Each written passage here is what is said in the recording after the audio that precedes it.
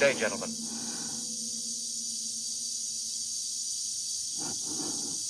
This is a pre-recorded briefing made prior to your departure,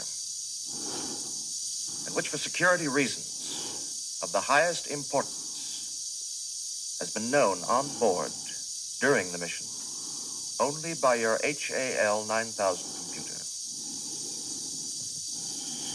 Now that you are in Jupiter's space and the entire crew is revived, it can be told to you.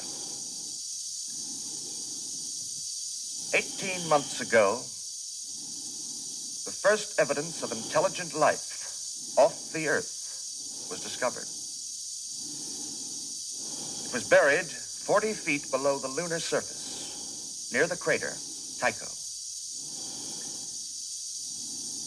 Except for a single, very powerful radio emission aimed at Jupiter, the 4-million-year-old black monolith has remained completely inert. Its origin and purpose still a total mystery.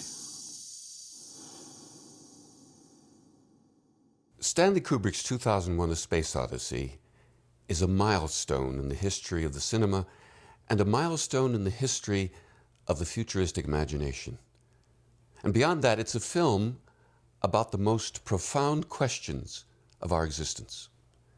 The power of what it suggests in images goes beyond language-based theories and beliefs. And part of the film illustrates the knowable and the measurable. But then it suddenly and unexpectedly bursts into the space that words cannot begin to express. And we're left to understand and interpret as best we can, without the blueprints of any specific belief or system. Stanley Kubrick himself recognized this. He wasn't willing to interpret the film, neither this nor any of his other works, but he was forever intrigued to hear what others felt about 2001, and though often surprised by these interpretations, he nonetheless found them rewarding and legitimate. 2001 confronts and challenges us with ideas about the very presence of the universe. It presents us with ultimate ideas. Ideas not only about the origins of life, but also about the evolution of intelligence and its purpose. However, 2001 goes beyond even these questions and reaches out to consider the reason for the universe and the very idea of gods. Kubrick would be the first to acknowledge that the idea of a god or gods gives us reassurance. It's a key to the mystery of being. It gives us direction, and most importantly of all, answers and purpose.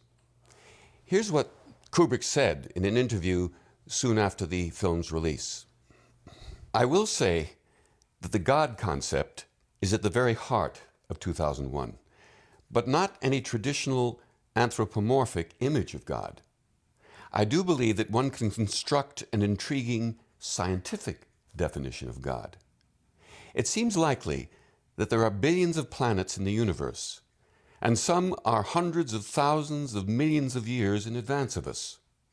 Can you imagine the evolutionary development that much older life forms have taken? Their potential would be limitless, and their intelligence ungraspable by humans. These beings would be gods to the billions of less advanced races in the universe. They would possess the twin attributes of all deities, omniscience and omnipotence. They would be incomprehensible to us except as gods." So we have the traditional and the scientific God. Kubrick, however, has no easy answers for us. Having led us so far, he now abandons us to confront the film and its ideas by ourselves. Alone, we're left to understand and interpret it as best we can. There are no right answers. Kubrick acknowledged this himself, and it is a factor that has contributed to 2001's success and popularity, particularly among the young. When Kubrick began production of 2001: A Space Odyssey in 1965, he decided to prefix the film with a prologue consisting of edited clips of leading scientists discussing the possibility of extraterrestrial life and related subjects. To this purpose, Kubrick carefully drew up a list of questions and sent his associate Roger Karras around the world, interviewing some 20 individuals. Owing to the running length of the finished film and other considerations, Kubrick abandoned the idea of a prologue. We have here some extracts from these interviews, together with excerpts from a lost film interview by the co-author of 2001: A Space Odyssey, Arthur C. Clarke, given in 1966. We'll start with Arthur C. Clarke, now Sir Arthur, who sees space travel as an evolutionary inevitability. The whole of human biological history is an evolutionary progress. We began in the sea, we exploited that fully, but there are certain things you can't do in the sea.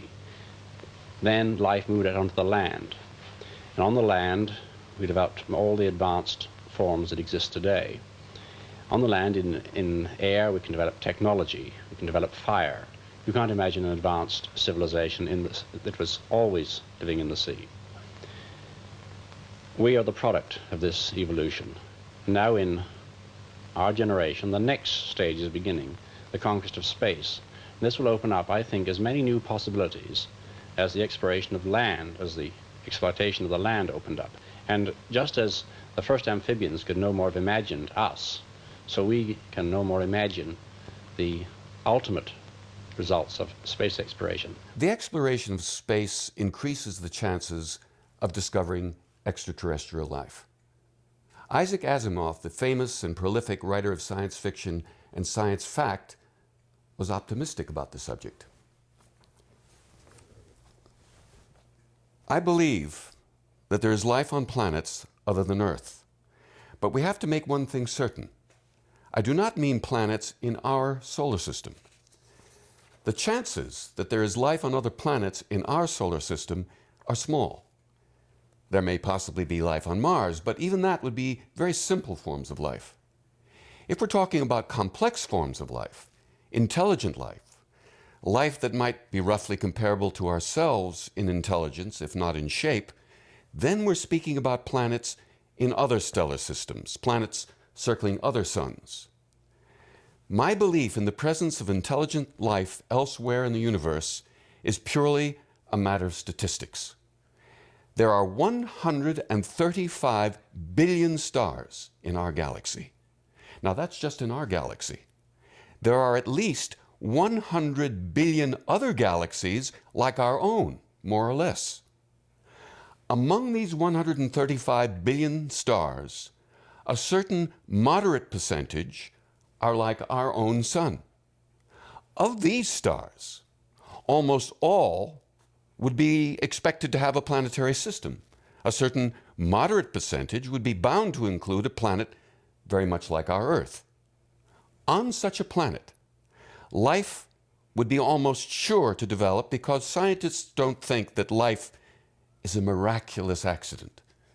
It follows almost inevitably from certain well-known chemical changes. One of the ultimately most important results of spaceflight is, I think, going to be the contact with superior civilizations. We have no evidence at the moment that life exists anywhere else in the universe, but it seems absolutely inconceivable, and I think most astronomers today will go along with me, that in this gigantic universe, we are the only living things and the only intelligent things. It's far more probable that there are more races ahead of us than behind us, and that we may be very low indeed in the hierarchy of cosmic intelligence. The curious thing is this, that at the very moment when we've acquired the ability to go out to the nearer planets, we have also, as a result of the same technological development, acquired the ability to communicate with anybody on the stars, if there's anybody there to listen to our signals and to send anything back. And I'd like to come back to the moon on this, because I think these experiments of listening for signals from other civilizations can only be successfully carried out on the moon, which is another very good reason for going there. The reason is a technical one. You can only build really large radio telescopes on the moon because you have low gravity and you have no windage, you have no weather to contend with. Also, the moon is a very quiet place from the radio point of view. There are several other good reasons for building our radio observatories on the moon. When we first found it, we thought it might be an outcrop of magnetic rock, but all the geological evidence was against it. And not even a big nickel-iron meteorite could produce a field as intense as this. So we decided to have a look. We thought it might be the upper part of some buried structure, so we excavated out on all sides, but unfortunately we didn't find anything else. And what's more, the evidence seems pretty conclusive that it hasn't been covered up by natural erosion or other forces. It seems to have been deliberately buried. Deliberately buried. What about the possibility of contact with an intelligent, advanced, extraterrestrial civilization? What effect would this have upon us? Is this something that we should welcome? How would this come about? Professor Frank Drake of Cornell University, the pioneer in searching for extraterrestrial intelligence by radio astronomy, pondered these questions for many years. A lot of thought has been given to the problem of the most likely means of communication between civilizations. It seems very likely that the most usual means of communications will be radio signals. And this is for one very simple but compelling reason, and that is, radio signals are far more economical than any other that we're aware of. It's possible that radio signals of extraterrestrial origin are arriving at the Earth at the present time with an intensity which is detectable with existing equipment. If this civilization is obviously trying to contact other civilizations, we should answer. Now, there are people who believe that it might be dangerous to answer. Perhaps they'll attack us. Perhaps we are the finest beef animals they've ever discovered. But the fact is, and this is something we should understand right now, is that we already transmit enough radio waves into space that we can be detected if they want to detect us. Arthur C. Clarke suggests that something alerting us to an extraterrestrial intelligence is a real and imminent possibility. We might conceivably obtain this kind of information at any moment. As you know, there was a false alarm from the USSR about a year ago. Someone had detected a fluctuation in the radiation from one of these radio sources and thought this might indicate a super civilization was broadcasting a signal at unimaginable power. Well, this was shot down by his fellow astronomers, but not too severely. I mean, the idea is not fantastic, and we are half expecting something like this to happen. It might happen tomorrow. It might have happened last week, and the announcement is going to be in tomorrow's papers.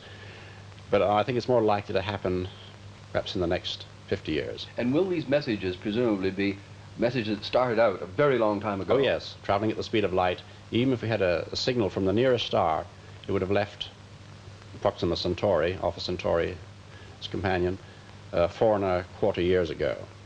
And of course, if we replied instantly, it would be 8.5 years before they knew that their signal had been received. Who or what is out there?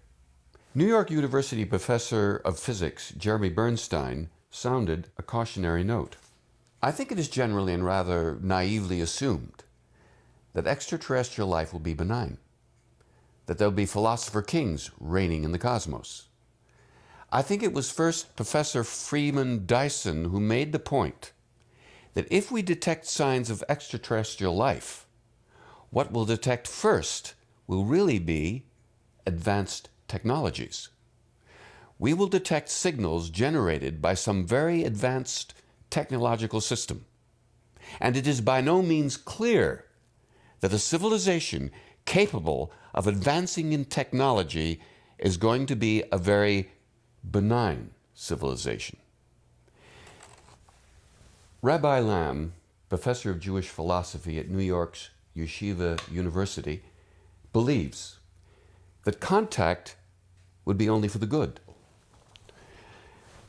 I think that if we should ever come into contact with an extraterrestrial, highly intelligent race much older than our own civilization, that the primary lessons we would learn from them would not be technological.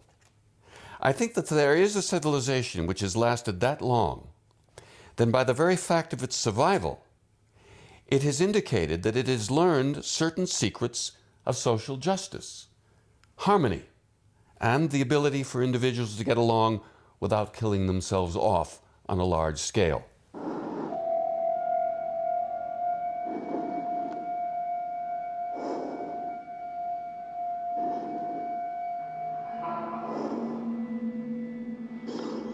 What about our future in the universe?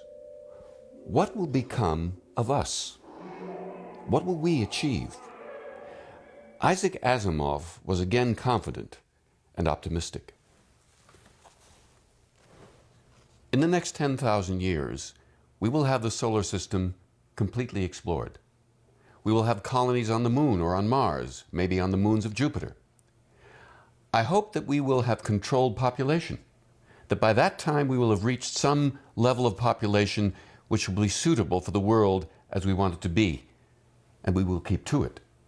And I hope also that we will reach the point where we can treat mental illness at least as well as we can now treat physical illness. Kubrick said himself that the concept of God is at the very heart of 2001 and proposed the idea of God as extraterrestrial. Now, this was an idea that was also taken up by Professor Good of Oxford. I think there are certainly a number of interesting speculations that one can make about the nature of God, or rather the definition of the word God. I believe that the ultra-intelligent beings that permeate the universe might very well be in telepathic communications with one another, and that they might even exist as an integrated, more or less immortal consciousness permeating the whole of the universe. If this is so, this could be regarded, with a slight stretch of the word, as a definition of God. Arthur C. Clarke commented upon the impact of science on religion. Well, religion is always enormously influenced by scientific knowledge. In fact, I think most religions are transformed every few centuries, although their advocates always deny this. Look at the effect of evolution, discovery of the theory of evolution on Christianity. Look at the astronomical discoveries, the way they broke down the medieval concept of man as the center of the universe. This is going to continue, and it'll be accelerated if we ever come up against higher forms of intelligence, as I'm sure ultimately we will. It will give us a much more humble view of ourselves. I don't see how we can possibly think that the human race is the kind of chosen of God. Rabbi Lamb eloquently expresses similar ideas in the thinking of Judaism.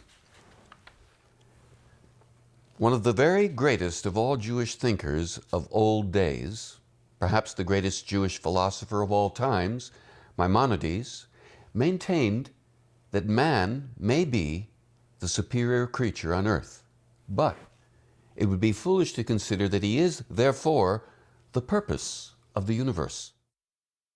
2001: A Space Odyssey is a film that sets us thinking about the most profound questions of our existence. And that is why, nearly 40 years after its first release, it still has such compelling power on audiences all over the world. It was and is a remarkable achievement. Stanley Kubrick sought to show us how vitally important it is for us to have respect for the unknowable. We need to be in awe. Without that, we're lost in a fog of self-regarding illusion. The last words are the words of Kubrick himself.